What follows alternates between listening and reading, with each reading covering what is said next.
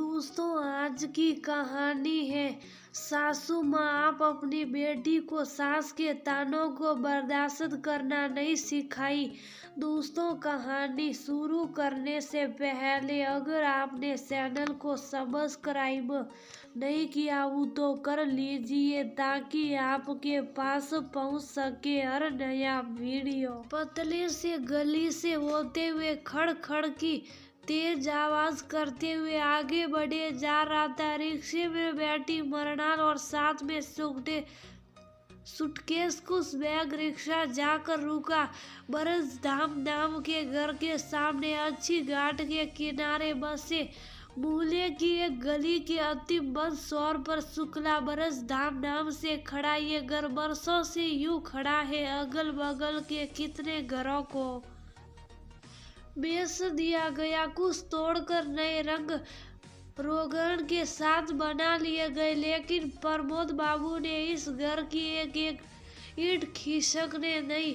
2-4 साल पर मरम्मत और रंग रोगन से ये घर अपने खूबसूरती से नए घर को मात देता।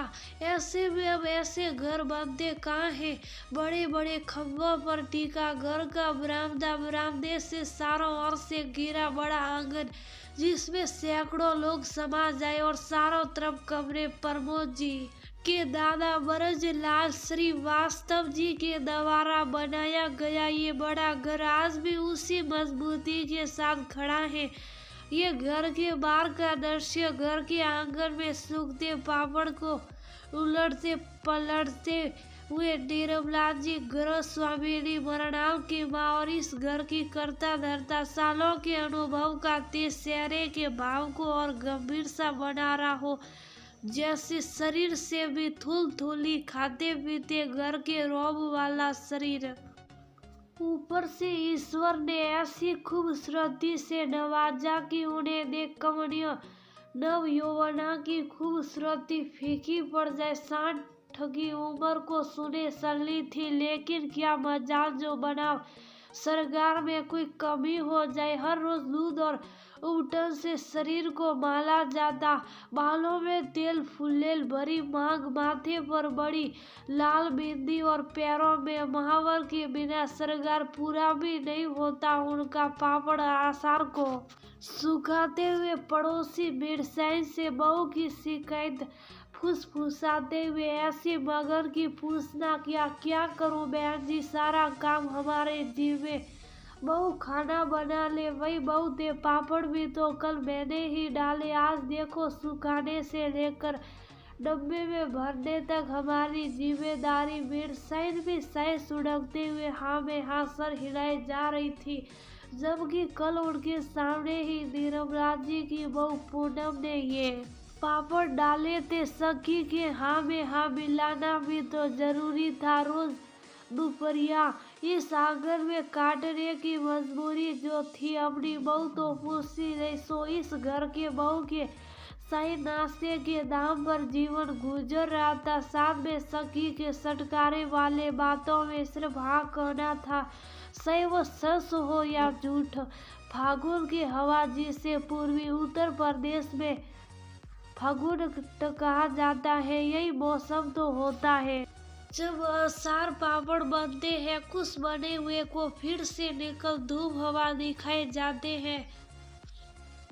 बस आज उसी फागुन की हवा का आनंद लिया जा रहा था।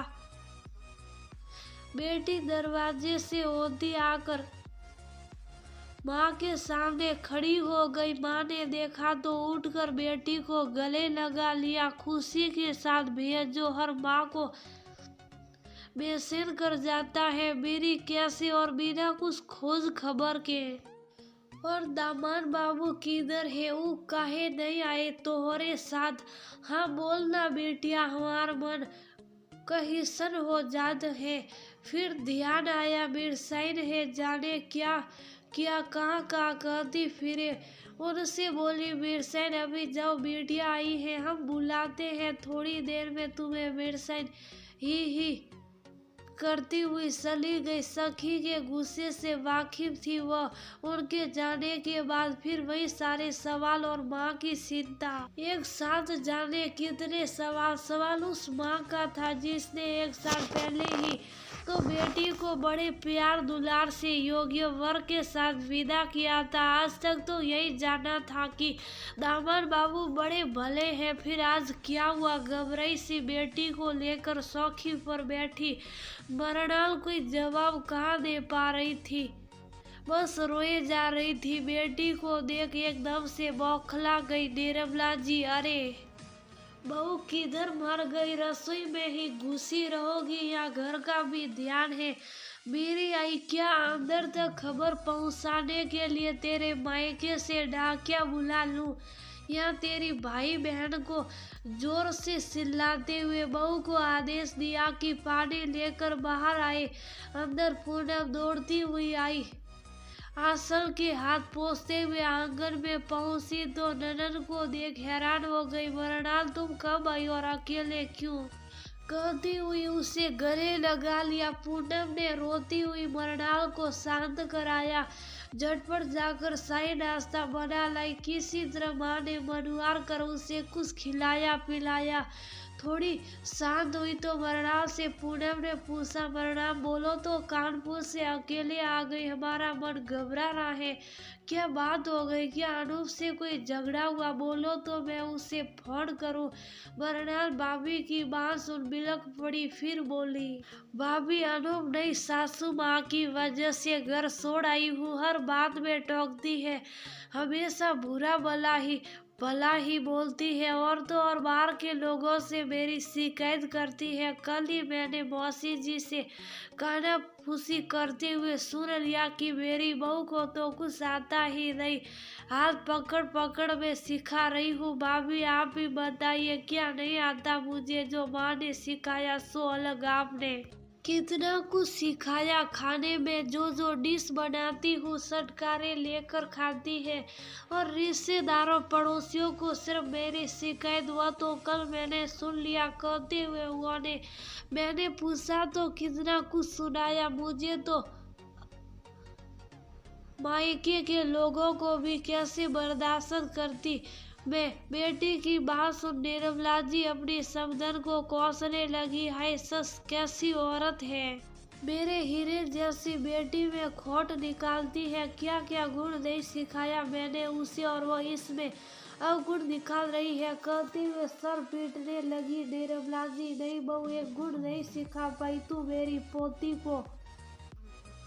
कहते हुए दादी जी कमरे से निकली तो मरणाल दौड़ते हुए जाकर दादी के गले लग गई। दादी दादी कहते हुए उनके सीधे से ऐसे चिपकी मरणाल की दादी की आंखों से आंसू बह चले। आंसू से आंसू पोंछ मरणाल के साथ जाकर धूप में बैठी। बहू तो कह रही थी ना कि तुमने बेटी को बहुत कुछ सिखाया है। नहीं तुमने सिखाया और ना पूनम बहू ने, तुम दोनों ने उसे नहीं सिखाया कि सास की जली कुटी सुर कैसे बर्दाश्त करते हैं, कैसे शुभ मार के उनकी सेवा करते हैं, कैसे सास जब मायके वालों को गाली दे तो कान में उंगली डाल के चुप हो जाते हैं। निर्मला जी हैरान थी और पूनम की आंखों से आंसू बहने लगे। दादी जी ने फिर कहा, हैरान क्यों होती हो बहू? अपनी बेटी की बात पर कैसे दुख हो रहा है और बरसों से तुम यही सब तो पूनम के साथ करती आई हो और वह शुभ साफ सुनती आई है। कहीं तुम्हें रोका कि हमारे घर में भी बहू बेटी है, जाने क्यों होगा उसके साथ। आज देखो शायद पूनम की हाय लग गई बच्ची को। निर्मला जी रोने लगी शर्म से, सर ऐसा झुका कि कुछ कहने की हिम्मत न बची। दादी जी ने तुरंत अनूप को फोन मिलाया, यथा स्थिति बताई। उसने माँ की तरफ से माफी मांगी और कुछ ही दिनों में मरणाल को लेने आने की बात की। अगले ही दिन मरणाल की सास बेटे के साथ पहुंची। मरणाल के साथ पूरे घर वालों से अपनी करनी की माफी मांगी। बेटी को राजी खुशी विदा कर निर्मला जी ने सासू माँ के पैर छुए। अम्मा जी माफ कर दीजिए, हमेशा से आज तक जो गलती कर रही थी तनिक भी एहसास नहीं था। बेटी को भोग प्रसाद मिला तब समझ आया कैसा पाप कर रहे थे हम। हमको माफ कर दीजिए। बहू के सर पर हाथ रखते हुए बोली बसंती जी। बहू माफी मुझसे नहीं अपनी बहू से मांगो।